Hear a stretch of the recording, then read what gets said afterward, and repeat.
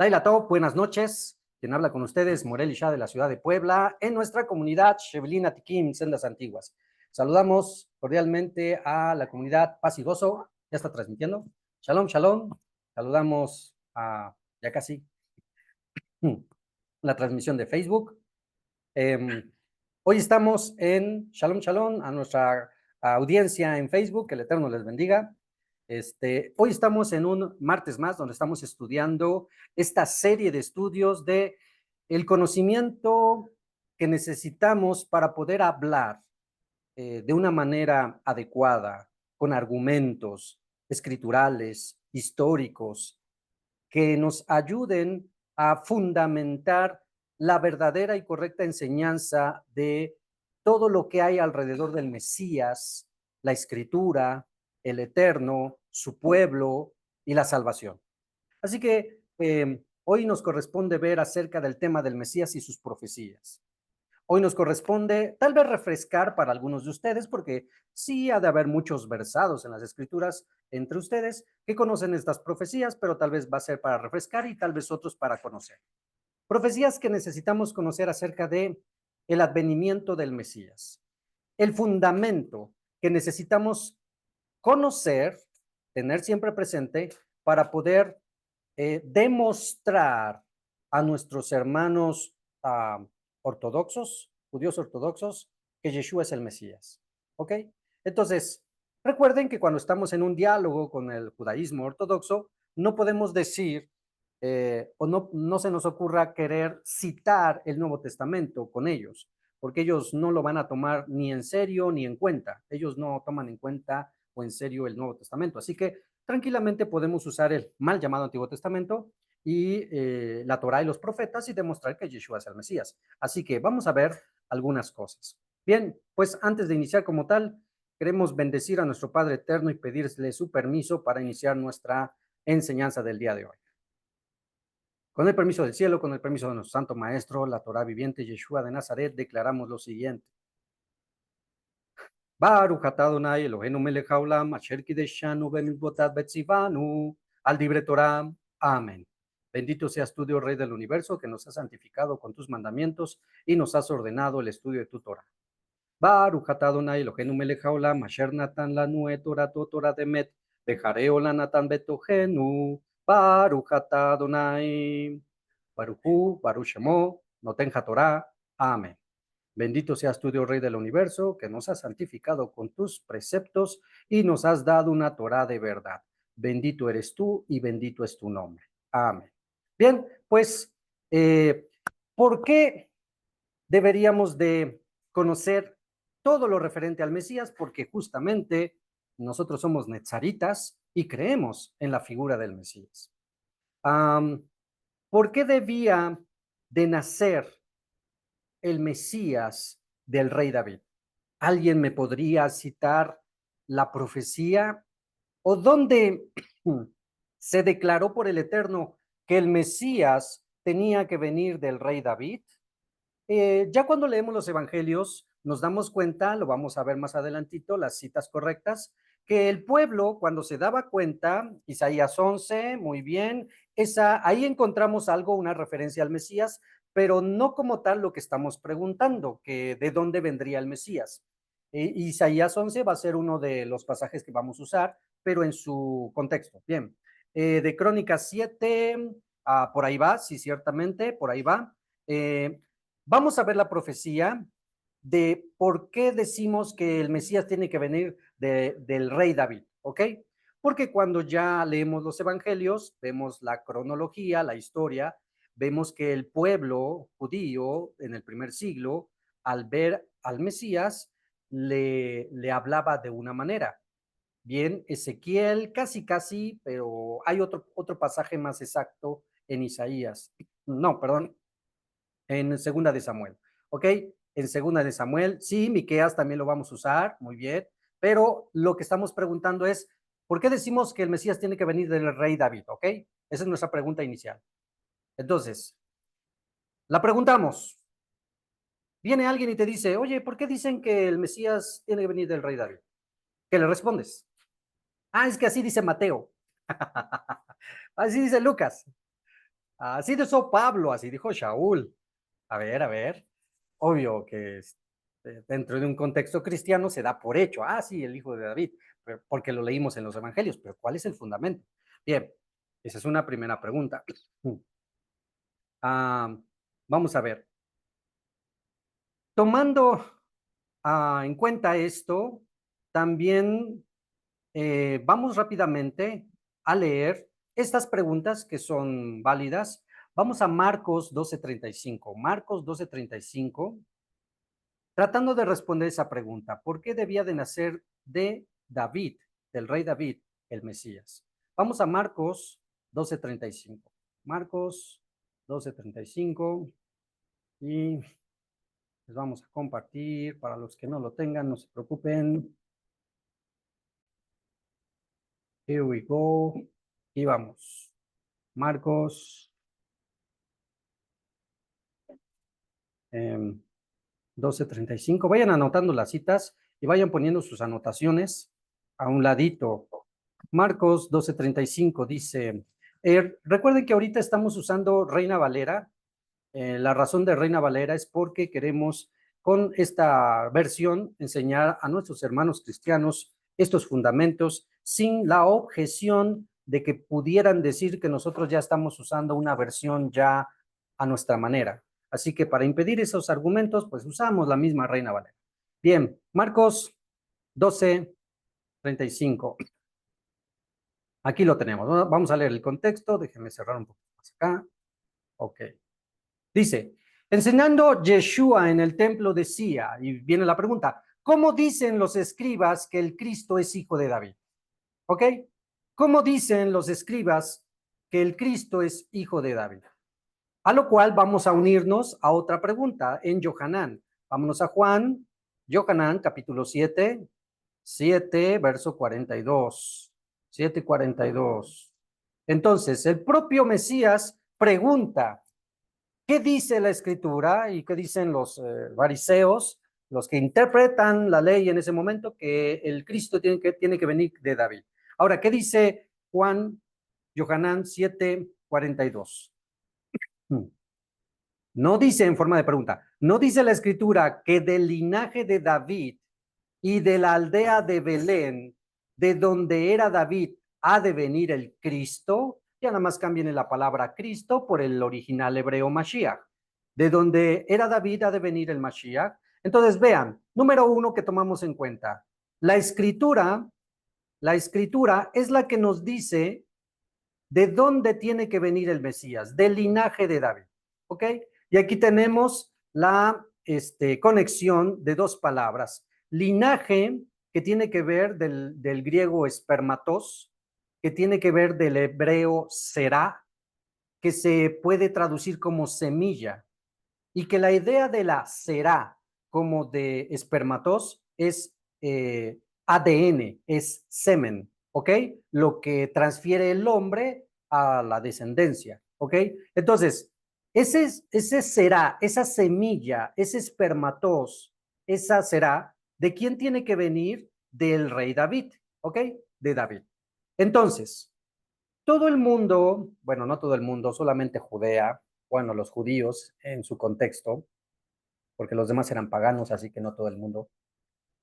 Todas las personas judías versadas en las escrituras, que se sentaban en las sinagogas cada Shabbat a leer la Torah y los profetas, habían leído, habían escuchado que el Mesías, que el Cristo vendría del linaje de David. ¿Ok? La pregunta es, ¿dónde dice eso las escrituras? Ya sondeamos, algunos me dijeron Ezequiel, otros me dijeron Miqueas, otros me dijeron, bueno, no me acuerdo qué más me dijeron. Bueno, de hecho, por aquí está Ezequiel, Miqueas, Crónicas, Isaías, pero hay un pasaje específico donde se profetiza eso, ¿sí? Pero aquí viene también otra idea. Aparte del linaje de David, viene la idea. Aparte de David, tiene que nacer en la misma ciudad que nació David, ¿ok? Eso ya es una relación absoluta con el rey David, porque para ser rey no es requisito absoluto ser o haber nacido de Belén, como nació David, solo ser del linaje de David y por lo tanto de la tribu de Judá. pero no es necesario nacer de Belén, ¿ok?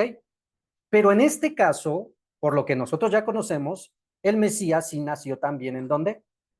En Belén, en Betlehem, ¿sale? Entonces, recuerden, aquí están preguntando, no dice la escritura que del linaje de David y de la aldea de Belén, de donde era David, ha de venir el Mesías, ¿ok?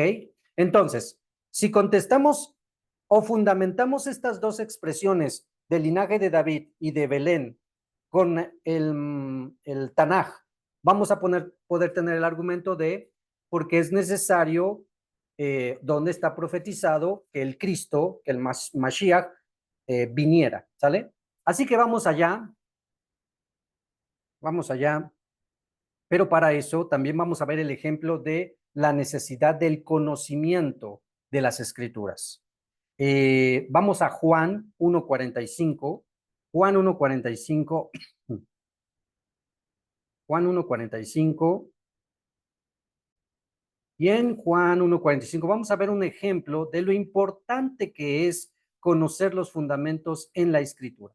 Juan 1:45, esto lo habíamos visto apenas, lo de Natanael, y vamos a leer el 1:45. Ok, 1:45. Eh, los primeros discípulos del Mesías están empezando a conocer al Mesías y de repente van a llamar a otro que va a ser parte de los discípulos y tenemos desde el 44. Y Felipe era de Bethsaida, la ciudad de Andrés y de Kefa. Felipe halló a Natanael y le dijo, hemos hallado a aquel de quien escribió Moshe en la ley. Entonces, vean, esto es otro punto interesantísimo. Hemos hallado a aquel de quien escribió Moshe en la ley. Y esta es otra pregunta. Si tú le preguntas a alguien que cree en Cristo, oye, ¿y dónde dice en la ley de Moisés algo acerca del Cristo? Donde dice el Cristo vendría, el Cristo moriría por tus pecados, el Cristo, no sé, andaría por la tierra, haría milagros o enseñaría. ¿Dónde dice en la ley de Moisés eso? Entonces, ahí ya, si no sabemos responder eso, ya ahí ya tenemos un pequeño hueco de conocimiento. Ok, entonces, ahorita no es nuestro tema, el hueco de conocimiento, nuestro tema es, recuerden, cuando estudiamos Torah, hay que encontrar a Yeshua en la Torah. Si no estamos encontrando a Yeshua en la Torah cuando estudiamos Torah, pues nos estamos quedando un poquito cortos en el conocimiento de la Torah y el Mesías. Bueno, seguimos. Después dice, y aquel de quien escribió Moisés en la ley, así como los profetas, ¿ok? Así que a encontrar a Yeshua en la ley y en los profetas, ¿va? Y dice Felipe a Natanael, mira, encontramos a Jesús, bueno, a Yeshua, el Ben Yosef, el hijo de Yosef, de Nazaret. Ahora, vean la respuesta de Natanael, 46. Natanael dijo, ¿de Nazaret puede salir algo bueno?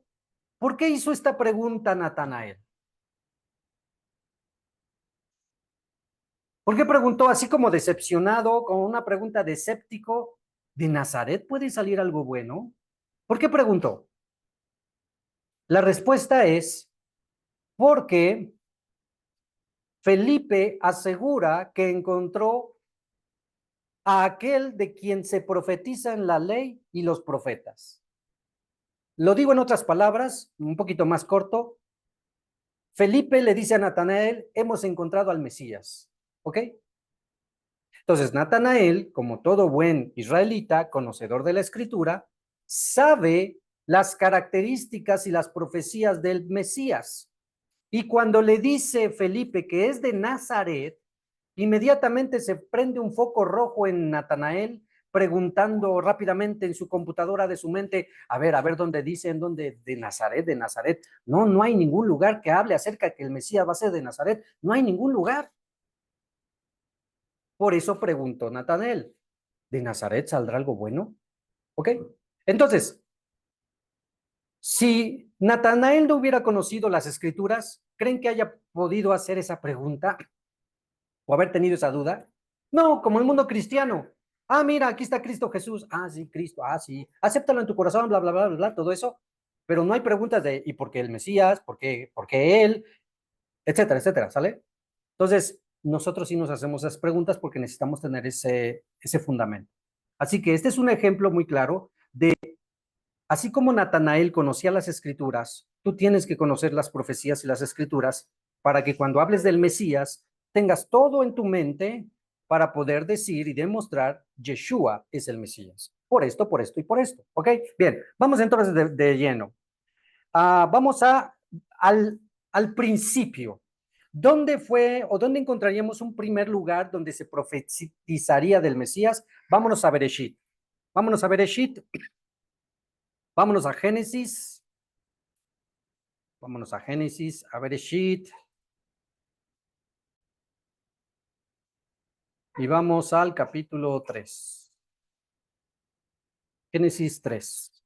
Y nos vamos a el momento donde el Eterno está maldiciendo a la serpiente y dándole también una maldición a la mujer. Bien, perdonen aquí la traducción, recuerden que estamos en Reina Valera, solamente omitan el nombre del Eterno en J, y ya saben, nosotros todos versados decimos el Eterno, ¿ok? Bien, entonces vamos con el verso 13, 3:13. Entonces el Eterno Dios dijo a la mujer, ¿qué es lo que has hecho? Y dijo la mujer, la serpiente me engañó y comí. El eterno Dios dijo a la serpiente, por cuanto esto hiciste, maldita serás entre todas las bestias y entre todos los animales del campo. Sobre tu pecho andarás y polvo comerás todos los días de tu vida. 15. Y pondré, y aquí viene lo interesante, así que subrayenme el 15, y pondré enemistad entre ti y la mujer. Y vean esto, y entre tu simiente y la simiente suya. Esta te herirá en la cabeza, o sea, la simiente de la mujer herirá a la serpiente de muerte en la cabeza. Y la serpiente lo único que podrá hacer es, tu serpiente le herirás en el carcañal. ¿Sí? Entonces, este es la primera referencia de que alguien vendría procedente de una mujer que vendría a darle un golpe de muerte a aquel que causó, ¿dónde está el nombre? ¿Dónde está el nombre? Aquí está. Aquella que causó el pecado y que entrará la muerte en la humanidad. ¿Sí? Entonces, a partir de aquí se infiere que se necesita una simiente, ¿sí? Una descendencia que pueda herir de muerte a la serpiente, ¿ok? Y por obvias razones, cualquier otro humano que haya nacido, que no sea lo que nosotros ya conocemos como el Mesías, puede hacer eso, puede vencer al Hasatán, al enemigo, al adversario. No ha habido ningún hombre que haya nacido sobre la tierra que haya podido hacer eso. Bueno, nosotros ya vimos la película, ¿no? Solamente el Mesías. Ok, bueno, entonces este es nuestro primer pasaje que podemos ver de referencia de una profecía de la necesidad de un Mesías. Vamos a otro pasaje rápidamente, vámonos a Bereshit, igual en Génesis, pero ahora en el 49. Génesis 49. La profecía cuando Jacob está bendiciendo a sus hijos, Bereshit 49, verso 10. Aquí está, Génesis 49:10 dice, está Jacob bendiciendo a su hijo Judá, y una de las cosas que le dice, que es lo que nos interesa ahorita, es, a Judá le dice, no será quitado el cetro, ¿sí? La palabra cetro nos está indicando inmediatamente monarquía, nos está indicando monarquía, nos está indicando reinado, nos está indicando a alguien con autoridad suprema, alguien con suficiente autoridad, sí, que va a proceder esa autoridad, esa monarquía de Judá, ¿ok? Así que a partir de aquí viene ya más clara la profecía de se necesita a alguien que va a gobernar y que va a proceder de la tribu de Judá. Entonces, no lo pierdas de vista. esta es la principal profecía para poder decir que de la tribu de Judá tiene que venir el guiador o el Goel, el Redentor o el Mesías, ¿ok? De Judá. No será quitado el cetro de Judá. Recuerden que para cuando Jacob está bendiciendo aquí, pasaron todavía cientos de años antes de que viniera la monarquía, antes de que viniera el primer rey Shaul, ¿sí? O sea que realmente sí lo está profetizando siglos antes, ¿ok? No será quitado el cetro de Judá ni el legislador de entre sus pies hasta que venga, y ya viene la palabra clave, tiene que venir sí o sí. ¿Quién? Shiloh. Bueno, tantos teólogos, tantos pastores, tantos demás que se han estado pregunta y pregunta quién es Shiloh, pues tan fácil como decir, si se está hablando del cetro de Judá y de alguien que va a legislar, pues entonces quien va a venir es el Mesías, ¿ok? Va a ser el Mesías. Entonces, recuerden, Shiloh es una referencia a Yeshua, al Mesías. Bien, y recuerden que lo juntamos terminando con este verso que dice, y a él, a Shiloh, al que venga del cetro de Judá, a él se reunirán, se congregarán los pueblos. Y ya cuando lees las profecías como Isaías, Jeremías, que hablan que en el reinado universal del Mesías, todos los pueblos subirán a él para buscar al Eterno, entonces todo va encajando correctamente. Bueno, entonces tenemos una primera profecía que nos habla de que la monarquía, el reinado, el poder, la legislación viene de la tribu de Judá. Tiene que venir, no ha venido, en ese momento histórico no había venido, y de una manera poética, se le llama Shiloh. Y tiene una función, reunir a todas las naciones, ¿ok? Reunir a todas las naciones. Bueno, si nos ponemos un poco, no, mejor no nos metemos ahorita en ese tema. Yo creo que entonces va a ser un tema, se me está ocurriendo, va a ser un tema después que terminemos de ver estos pasajes donde supuestamente en el judaísmo nos dicen Yeshua no es el Mesías por esto. Entonces, este es uno de los pasajes por los cuales el judaísmo no cree que Yeshua es el Mesías. Porque la pregunta lógica es, si Yeshua es el Mesías, entonces, ¿por qué no se han congregado los pueblos? Ya se reunieron los pueblos, ya son uno, ya están en unanimidad, ya están todos en paz, ya están todos reunidos como solos hermanos. La obvia respuesta es no. Así que, por lo tanto, el judaísmo ortodoxo dice, pues, por lo tanto, Yeshua no es el Mesías.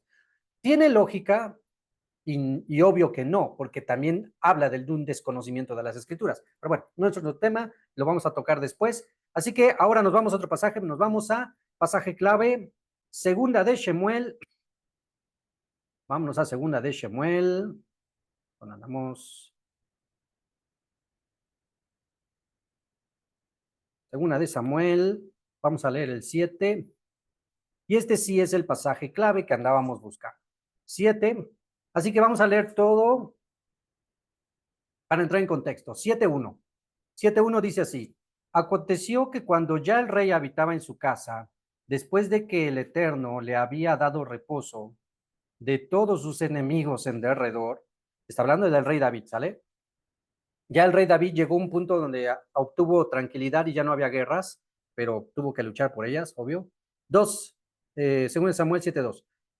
Dijo el rey al profeta Natán, mira, dijo David a Natán, mira, ahora yo habito en esta casa de cedro y el arca de Dios, o sea, donde estaba el tabernáculo y el arca, la menorá y todo eso, está entre cortinas.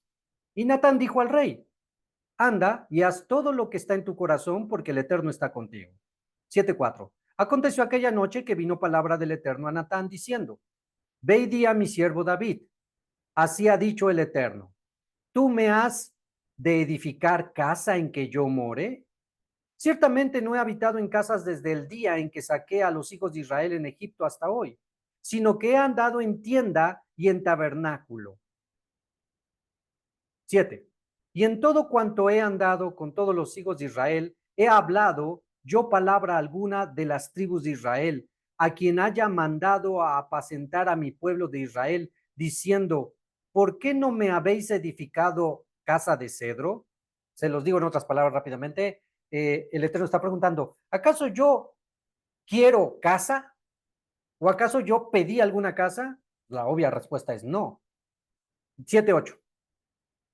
Ahora pues, dirás así a mi siervo David, así ha dicho el Eterno de los ejércitos, Adonai Sebaot, yo te tomé del redil, tú eras un pastor, sale David, tú eras un pastorcito, de detrás de las ovejas, para que fueses príncipe sobre mi pueblo, para que fueras rey y reinaras sobre Israel. Y he estado contigo en todo cuanto has andado, y delante de ti he destruido a todos tus enemigos, y te he dado nombre grande, como el nombre de los grandes que hay en la tierra. Recuerden que en ese momento histórico decir David entre los filisteos era causa de temor absoluto. 7:10. Además, yo fijaré lugar a mi pueblo Israel y lo plantaré para que habite en su lugar y nunca más sea removido. Ni los inicuos le aflijan más como el principio. 11. Desde el día en que puse jueces sobre mi pueblo Israel, recuerden el tiempo de los jueces, después de Josué, y a ti te daré descanso de todos tus enemigos. Asimismo, el Eterno te hace saber que Él te hará casa, ¿ok? El Eterno le va a hacer casa a David, pero no se está refiriendo a casa física, sino a una estabilidad generacional de descendencia. 7:12. Y cuando tus días sean cumplidos y duermas con tus padres, o sea, te mueras, yo levantaré después de ti a uno de tu linaje. Recuerden que la palabra linaje es la palabra será, que es la palabra esperma, ¿sí? Que es ADN, ¿ok? Bien. El cual procederá de tus entrañas, y por si quedó alguna duda, pues linaje y entrañas. Y afirmaré su reino. Él ahora, subrayenlo porque ya a partir de aquí viene la profecía del Mesías. A partir del 12 ya viene la profecía del Mesías. En yo levantaré después de ti a uno. Ese uno es el Mesías, ¿sí? De tu linaje tiene que venir hijo de David. Y lo vuelve a repetir con otras palabras para que no quede duda. De tu linaje y de tus entrañas. Y a ese que va a venir de tu linaje y tus entrañas, afirmaré su reino. O sea, nadie le podrá hacer frente en su reinado.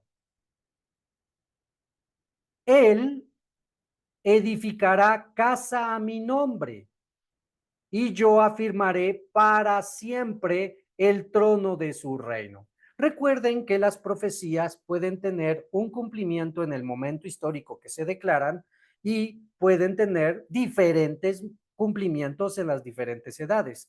Las profecías no están limitadas al tiempo, sino que es grande la palabra del Eterno que tienen y pueden tener varios cumplimientos.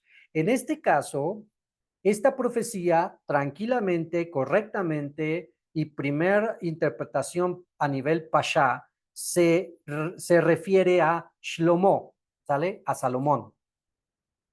Pero después ya nos da detalles donde ya no entra Shlomo. Y esto es, él edificará casa a mi nombre. Bien, lo hizo Shlomo.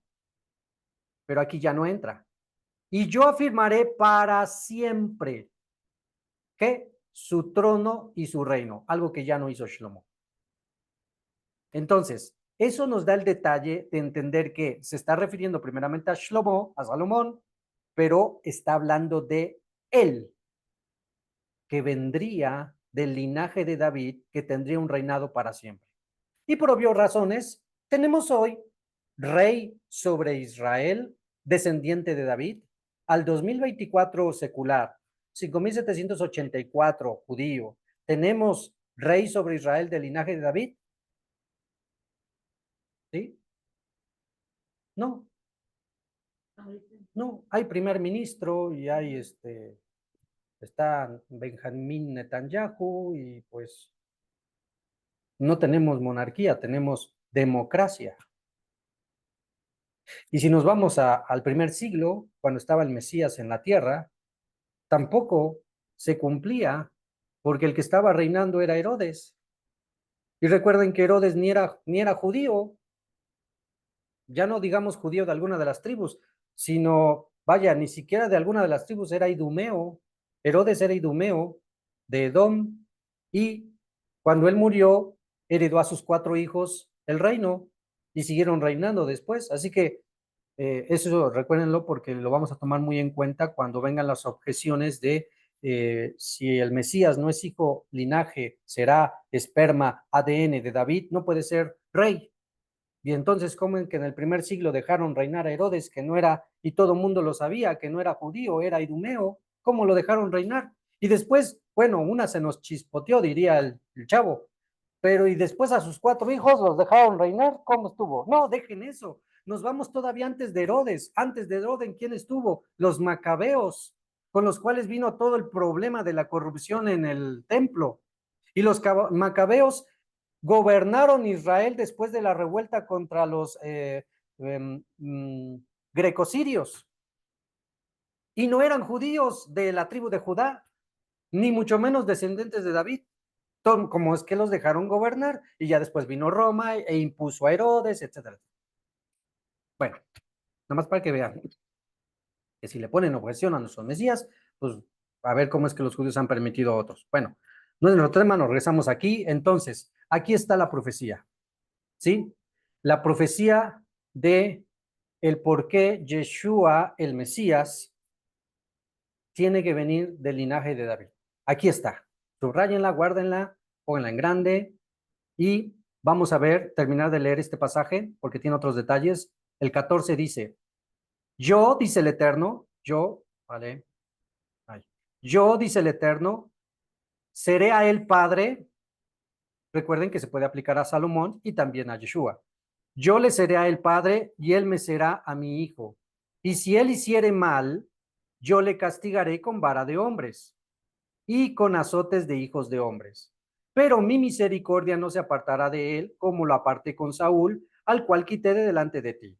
Y será firmada su casa y su reino para siempre. Y no ha habido, después del rey David, ningún rey que se le haya firmado su reino para siempre. Todos tuvieron divisiones, todos tuvieron problemas, todos tuvieron, ¿cómo se dice? Si lo quieren ver así, golpes de estado, los derrocaron, los mataron muy jóvenes, etcétera, etcétera. Para siempre delante de tu rostro. Y tu trono será, y tu trono, David, por él o en él, será estable eternamente. ¿Ok? Conforme a todas estas palabras y conforme a toda esta visión, así habló Natán a David. Así que aquí ya tenemos la primera respuesta de por qué decimos que el Mesías tiene que venir de David, del rey David. Aquí está la respuesta. Bien, ahora vamos a ver otra profecía. Vamos a Yeshayahu, Isaías, Yeshayahu, Isaías 9. Isaías 9. Vámonos desde el verso. Vamos a leer por tiempo el verso 6. Muy probablemente tú ya has escuchado esta profecía, pero ahora ya le vas a tener más sentido. 9:6 de Isaías dice: ¿por qué un niño nos es nacido? Hijo nos es dado, ¿sí? Y el principado, o sea, la legislación, la monarquía, el cetro que se profetizó con Jacob allá en Bereshit, es lo que está hablando, ¿sale? Y el principado, la monarquía, el gobierno, la autoridad, y el principado sobre su hombro, es una manera poética de decir, él va a tener la autoridad o va a tener el dominio, va a tener la majestad, ¿ok? Sobre su hombro. Y se llamará su nombre admirable. Y aquí viene uno, tal vez uno de los pasajes por los cuales la cristiandad dice que Jesús es Dios, ¿no? Su nombre admirable, consejero, Dios fuerte, Padre eterno y príncipe de paz, ¿sí? Cuando hablamos con un cristiano que si Jesús es Dios, pues no toma en cuenta el admirable, no toma en cuenta el consejero, no toma en cuenta el príncipe de paz, solamente se fija en Dios fuerte, por el Dios y el Padre eterno. Estos dos son las palabras que usa la cristiandad para poder decir es que Jesús es Dios. ¿Sí? A lo cual, pues tranquilamente, recuerden que aquí hay que guiarlos con tranquilidad, a los que objeten, no es que aquí dice es Dios y es Padre eterno. Entonces, si es Padre eterno, entonces es Dios, ¿no? Bueno, tranquilamente hay que hacerlos o guiarlos a entender que a nadie se le ocurra que estaban hablando español. Cuando Isaías está escribiendo esta profecía al pueblo de Israel, no estaba hablando en español. Así que quiten la palabra Dios como la conocemos, que viene de Zeus. Quítenla. ¿Qué es lo que hay detrás de Dios? ¿Cuál es? ¿Cuál es el título? Elohim, ¿sí? Elohim. Y ya entra todo el tema que tú ya sabes de Elohim. La palabra Elohim, que se traduce al español como Dios, no tiene que ver con divinidad, sino con una función, porque los ángeles llevaban el título Dios, los profetas como Moisés, Satanás, los jueces, los líderes llevaban también el término Dios, dioses sois, así que quita el término Dios de divinidad, hazle entender que es Elohim, no como divinidad, sino como función, como dice toda la escritura, porque la escritura fue escrita en hebreo y por lo tanto el contexto es hebreo y por lo tanto a nadie en la escritura se le dice Dios en forma de divinidad en las escrituras, a nadie, sino en función. Dios que tiene que ver con Elohim, que tiene que ver con poder, autoridad y dominio. Así que pregunta, ¿Yeshua tenía poder, autoridad y dominio de una manera extraordinaria o fuerte? La respuesta es obvio que sí, ¿ok? Entonces la pregunta que viene ahora con Padre eterno o Padre de la eternidad, ¿sí? Recuerden que en el contexto judío a los maestros o a los líderes de una manera muy cariñosa se les llamaba padres, ¿sí? De una manera muy cariñosa. Así se tenía desde el principio, desde el tiempo del judaísmo y de que empezaban a enseñar y a tener sus alumnos y demás, ¿ok?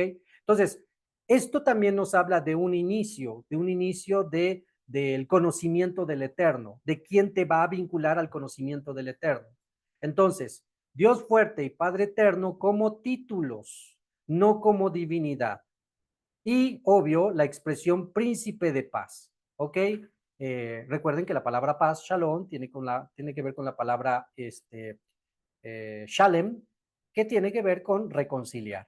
Así que más allá de solo traer paz, es el príncipe de la reconciliación. Y obvio, pues que el Mesías lo hizo. ¿Con quién nos reconcilió? Con el Padre. Bien, lo dilatado de su imperio y la paz no tendrá límite sobre el trono de David y sobre su reino, disponiéndolo y confirmándolo en juicio y en justicia desde ahora y para siempre. El celo del Eterno del ejército hará esto. Bien, ahora, un dato muy interesante es que aquí pareciese que nos está hablando que David mismo va a ser el que va a gobernar y que no tendrá límite su reino. ¿Reino de quién? O sea, no tendrá límites para siempre. ¿De quién? De David, del trono de David. Muchas profecías, sobre todo Isaías y Jeremías, vas a encontrar expresiones como, y David guiará a su pueblo, o y David gobernará, etcétera, etcétera. Cuando encuentres esas palabras, no se está refiriendo al propio David, sino se está refiriendo de manera poética, a su hijo o a su descendiente, ¿sí? Entonces, es como un paréntesis para que cuando estés leyendo las profecías entiendas, porque muchos cuando leen esas profecías dicen, ¿a poco va a reencarnar o bueno, ahí sí entra mucho el judaísmo porque sí creen en la reencarnación. ¿Va a reencarnar David y va a gobernar? Pues la respuesta para ellos que creen en la reencarnación es que sí, pero para nosotros que no creemos en la reencarnación es obvio que no. No está hablando de David, está hablando de su hijo. Ok, bien, vamos a otro pasaje, así que hijo nos es dado, y bien, ahora nos vamos a otro pasaje muy conocido, Isaías 7. Vamos allá atrásito, Isaías 7, 7, Isaías 7, vamos al 14. Bien, rápidamente 7:10. 7:10 de Isaías, habló también el Eterno a Acaz diciendo, pide para ti señal de el Eterno tu Dios, demándala, ya sea de debajo en lo profundo o de arriba en lo alto. Me detengo tantito aquí para explicarte en los versículos anteriores, Acaz tenía temor de dos reyes que iban a venir en su contra, y entonces el Eterno usó a un profeta para hablarle al rey Acaz y decirle, no te preocupes, no va a pasar nada con estos dos, vas a ver cómo yo los destruyo, pero obvio, como hombres, viendo los ejércitos de los dos reyes, dijeron, Acaz estaba muy amedrentado. Así que el Eterno le manda a decir a Acaz, eh, pídeme una señal de que yo voy a ayudarte y no te van a ganar estos dos reyes. Entonces, en ese contexto viene esto, 7:11, pide para ti una señal del Eterno tu Dios, demandándola ya sea de abajo en lo profundo o de arriba en lo alto. O sea, pide una señal, ya sea algo del cielo o algo de la tierra. Y respondió Acaz, no pediré, no tentaré al Eterno. Ya se hizo el muy espiritual aquí Acaz. Ay, no, sí creo en el Eterno. Se va a enojar el Eterno y le va a decir aquí sus cosas, porque se hizo el espiritual y no voy a pedir señal del Eterno, no lo voy a tentar, sí creo en él. Ajá, sí. Bueno, 13. Dijo entonces Isaías, oíd ahora, casa de David, porque recuerden que Acaz es descendiente de David. Os es poco el ser molestos a los hombres, sino que también lo seáis a mi Dios. O sea, no te hagas el espiritual Acaz. O sea, ¿sí? Por tanto, el Señor mismo os dará señal. He aquí que la Virgen concebirá y dará a luz un hijo, y llamará su nombre Immanuel. Comerá mantequilla y miel hasta que sepa desechar lo malo y escoger lo bueno. Porque antes que el niño sepa desechar lo malo y escoger lo bueno, la tierra de los dos reyes que tú temes será abandonada. Bien. Recuerden, esta profecía tiene su momento histórico de cumplimiento con Acaz, pero aquí nos está profetizando una señal.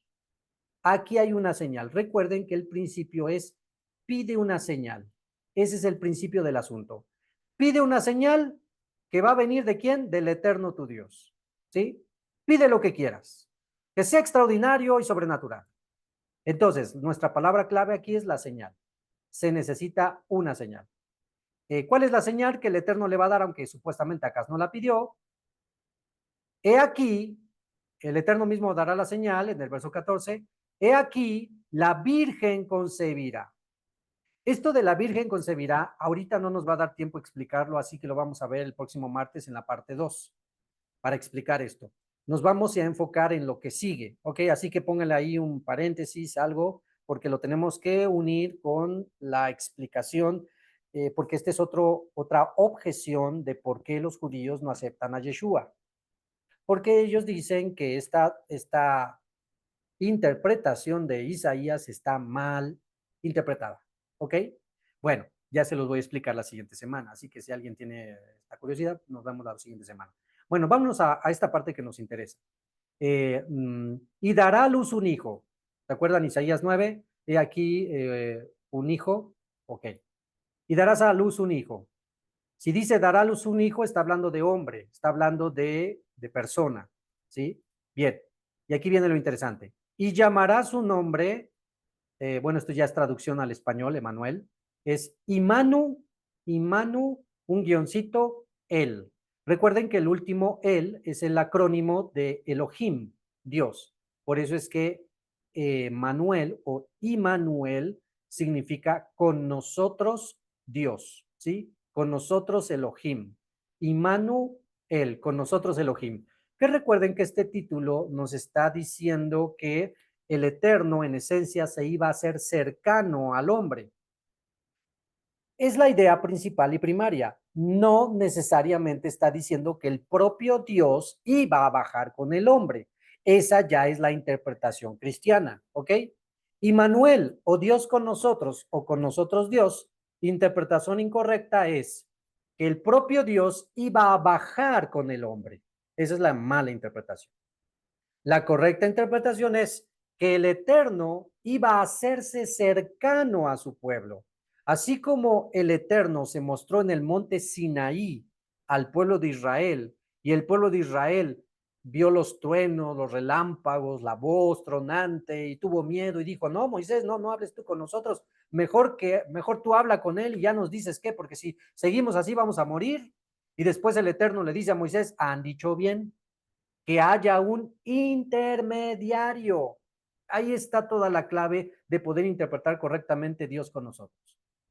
Si en el principio Moisés fue el intermediario, y Moisés era hombre, y habló con Dios, habló con el Eterno, ya sabemos por las escrituras y por el libro de Hechos, que ni siquiera fue con el mismo Dios, sino fue con los ángeles que le dieron la ley a Moisés.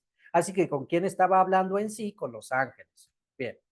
Eso es todo un tema, ¿no? Porque también así demostramos que ni siquiera Moisés habló con el propio Eterno. Bueno, Moisés recibe la instrucción de los ángeles de parte del Eterno y la transmite a los hombres, al pueblo.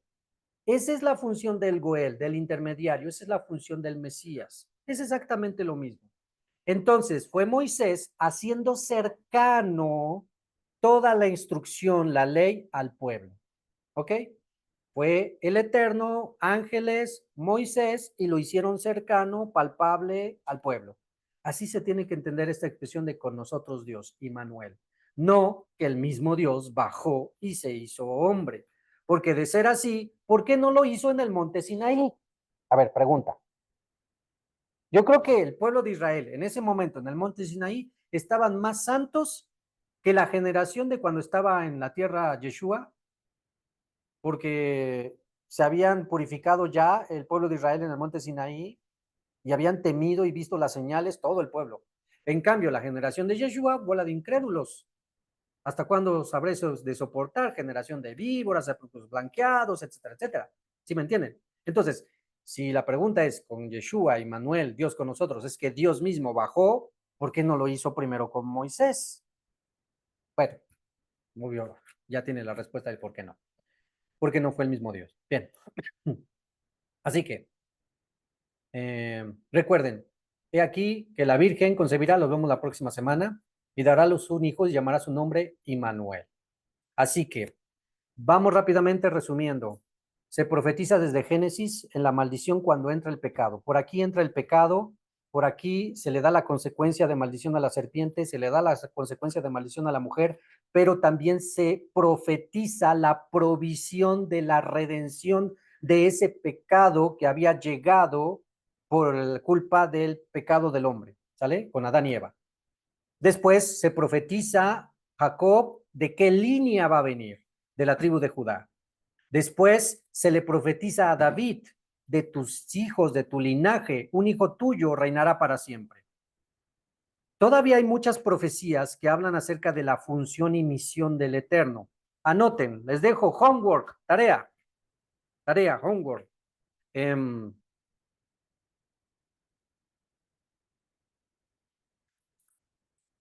Por favor, esto léalo tranquilo en sus casas. Isaías 11:1, todo el capítulo 1. Isaías 11, todo el capítulo 1. Algo que ya me estaban manejando acerca del Netzer, pero ahí nos habla acerca de la función, de cómo vendría a ser capacitado, eh, que no me quiero ver muy cristiano al decir lleno del Espíritu, cuando vienen los dones del Ruach HaKodesh sobre Yeshua, y entonces puede hacer todo lo que hizo, recibiendo los 7 Rujot, los 7 espíritus, descritos en Isaías 11. Sigan leyendo Isaías 11, después de eso vendrá sobre el Eterno, vendrá sobre él, sobre el Netzer, espíritu del Eterno, espíritu de temor, espíritu de poder, espíritu de temor del Eterno, espíritu de sabiduría, espíritu de conocimiento y de espíritu de Hashem. Después de eso, sigan leyendo y van a leer varias funciones que iba a realizar el Mesías cuando estuviera en la tierra. Bien, esa es una primera tarea. Siguiente tarea, Yeshayahu también, Isaías, pero ahora el capítulo 61, todo el capítulo 61. Pónganle mayor énfasis del 1 al 3, pero todo el 61. Isaías 61, 1 al 3, pero todo el 61. Ahí también nos va a hablar de la función, a qué vendría el Mesías. Así que si tú vas uniendo todas estas profecías, vas entendiendo quién es la figura del Mesías, por qué era necesario por el pecado del hombre, a quién se le profetizó el Mesías, a Israel con Jacob, Y de Israel, de Jacob, de las 12 tribus, ¿de dónde de ellos vendría el Mesías? De la tribu de Judá y del linaje de David. ¿Cuándo se estuvo recordando que vendría el Mesías? Con los profetas, Isaías, eh, y que sería directamente enviado por el Eterno, Isaías, y van a leer sus funciones, ¿ok? Y ya nada más para terminar esta parte, vamos a leer la profecía de dónde nacería. Eso lo tenemos en Miqueas, Miqueas 5. Miqueas 5, vámonos a Miqueas capítulo 5. Vamos, ¿dónde está? Miqueas capítulo 5. Vamos a leer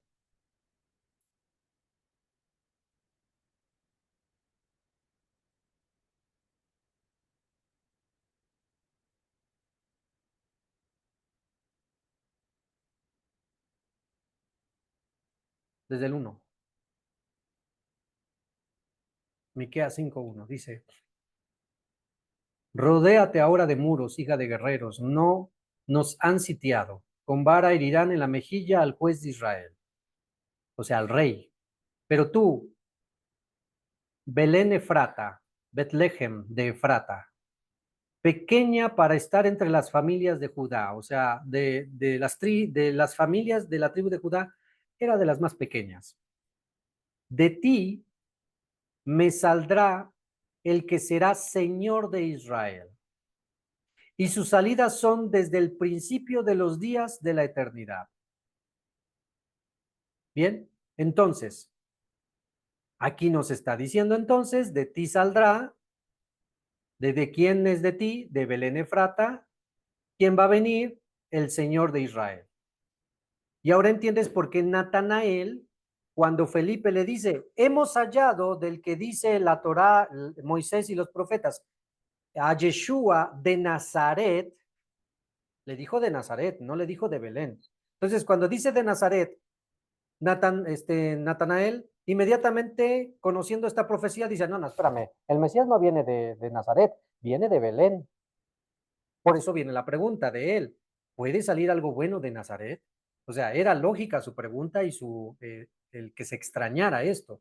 Entonces, ahí podemos completamente entender la importancia de conocer las escrituras, porque si viene alguien a decirme, oye, mira, el Mesías, ya lo encontré, ah, sí, ya lo encontraste, sí, está haciendo milagros y señales, haciendo descender el fuego del cielo, y entonces comienzas a hacer preguntas, a ver quién es, cómo se llama, etcétera, etcétera, y te vienen, no, es que es Elisha de Puebla.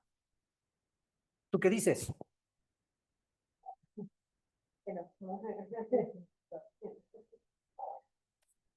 Pues obvio que no, porque ni soy de Israel, bueno, igual y sí, pero bueno, ya es meternos, digamos que no. Este, no soy judío, digamos que no. Este, linaje de David no soy, no se dice nada que es de Puebla saldría el guiador o el redentor.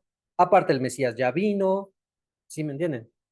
Entonces, por eso es necesario conocer todas estas profecías, para que cuando vengan y nos estamos acercando muy rápido a ese tiempo del fin y nos empiecen a decir, oye, mira el Mesías, sepas con todo el conocimiento y argumento sin tener temor. Ay, y si es el Mesías y le digo que no, ¿sí?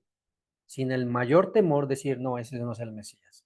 Porque mi Mesías ya vino por esto, por esto, por esto, así, así, y él vino de allí, y su nombre es así, y procedente de así, nació de así, y etcétera, ¿sí? Y nadie te mueva el tapete, ¿ok? Entonces, y termino diciendo esto. Ahora vas a entender estas palabras, ¿ok? Ya que unes todo este conocimiento hasta ahorita, vamos a unir esta expresión. Yeshua entonces, y con lo que leas en Isaías 11 e Isaías 61, que vino a sacar de la prisión de oscuridad a los que moraban en tinieblas, a dar vista a los ciegos, a levantar a los cojos, a proclamar el año agradable, todo eso. Después de que leas todo eso, vas a entender estas palabras. Dice Mateo 12:23. Estamos en Judea del primer siglo. Está Yeshua por todo Galilea, Judea, parte de Samaria, Capernaum, Bethsaida, subiendo, yendo, predicando, enseñando, resucitando muertos, etcétera, echando fuera demonios. Y ahora entiendes por qué las personas decían esto. Mateo 12:23. Y todas las multitudes Y todas las multitudes estaban asombradas y decían, ¿acaso no es este el hijo de David? Mateo 15:22. He aquí una mujer cananea que había salido de aquella comarca comenzó a gritar diciendo, Señor, hijo de David, ten misericordia de mí. Mi hija está terriblemente endemoniada. Mateo 21:9. Y las multitudes que iban delante de él y las que iban detrás gritaban diciendo, Hosanna al hijo de David. Marcos 10:48 dice, y muchos lo reprendían, a un ciego que iba gritando, muchos lo reprendían para que se callara, pero él gritaba mucho más, Hijo de David, ten misericordia de mí. ¿Por qué gritaban Hijo de David? Ahora ya lo sabes. Todos ellos ya tenían la certidumbre, la certeza de decir, Él es el profetizado.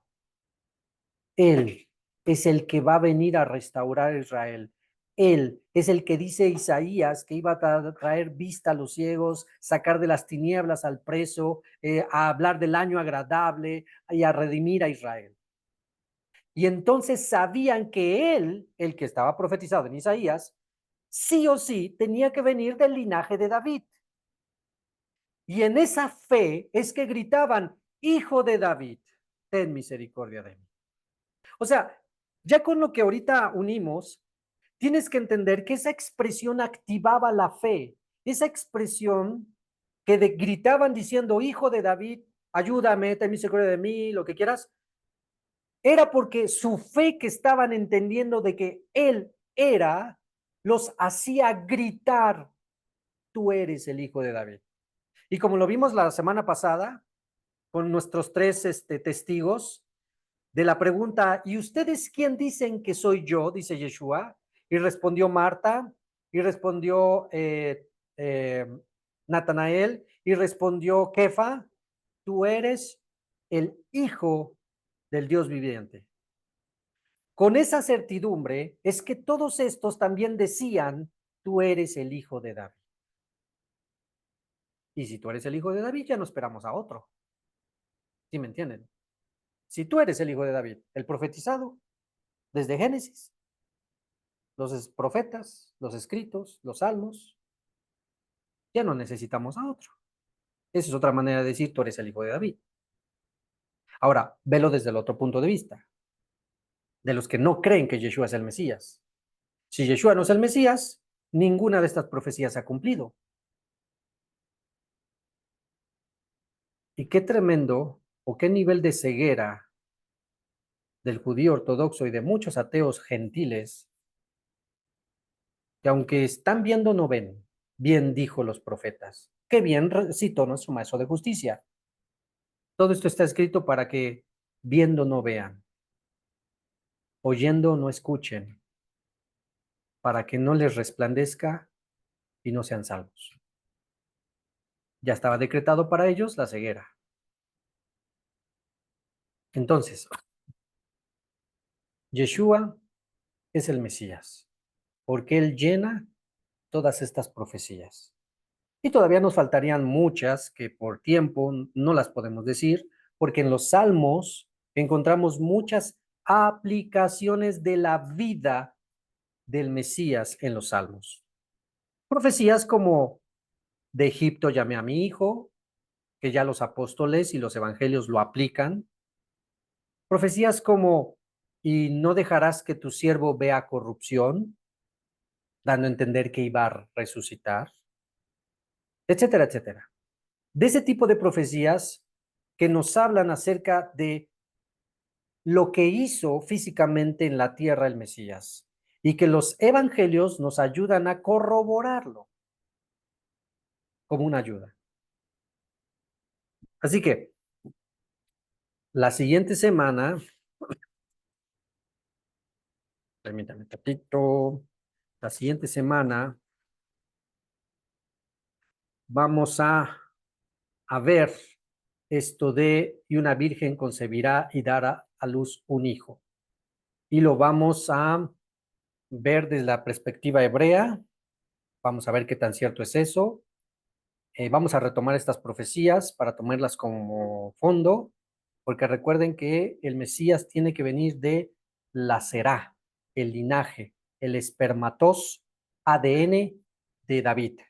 Si no viene de ahí, no es el Mesías. Ese es el primer argumento del judaísmo ortodoxo para decir Yeshua no es el Mesías, porque si fue virgen, entonces no hubo hombre, y si no hubo hombre, no hay esperma, no hay ADN, no hay David. Así que no puede ser el Mesías. Eso se resuelve tranquilamente la siguiente semana. Así que no se lo pierdan, se le resuelve la siguiente semana, con ayuda del cielo. Y recuerden que no está en tela de juicio que vendría un niño, que crecería y que sería rey de Israel para siempre. Esto es de conocimiento general en el judaísmo y nadie lo discute. Lo que se discute es el cómo nació. Para el judaísmo de hoy, que no cree en Yeshua, es obvio, no ha venido el Mesías. Lo siguen esperando y siguen esperando que se cumplan todas estas profecías que ya conocemos. Y por lo tanto, el nacimiento de Jesús, de una virgen, no sería posible. Pues todas las profecías que refieren al hijo de David eh, se entienden que se requiere la será, la simiente. Así que nadie podría adjudicarse el trono de David si no tiene esa eh, uh, pequeño detalle necesario para ser rey, hijo de David. A lo cual recuerden lo que objetábamos hace rato. Se ponen muy delicados ciertos judíos a decir Yeshua no es el Mesías porque no es hijo de David, porque nació de una virgen. Pero en el primer siglo, con Herodes, no se pusieron delicados los escribas y fariseos y los saduceos. Aceptaron el yugo de Herodes y no era judío, mucho menos del linaje de David. Deja en eso, también la mayoría aceptó el yugo de los macabeos, que tampoco eran judíos de la tribu de Judá. Bueno, así que la próxima semana vamos a checar eso, a resolver eso. Hagan su tarea, hermanos, por favor. Por favor, hagan su tarea y pues esperemos que hayamos podido avanzar en el conocimiento de esto. Vuelvo a repetir, todavía hay varios pasajes que por falta de tiempo no pudimos ver, pero que con tranquilidad, ya con este conocimiento previo, puedes tú tranquilamente leer y poder darle el sentido correcto. ¿Ok? Bien, pues que le lo haga Abraham, Isaac, Jacob les bendiga. Un saludo cordial. Quien habló con ustedes, Morel Isha de la ciudad de Puebla. Nos despedimos de las transmisiones en Facebook y en la transmisión en nuestra comunidad. Que el Eterno les bendiga. Shalom, shalom. Permítanme un momento que ya me escondieron mi botoncito. Aquí está.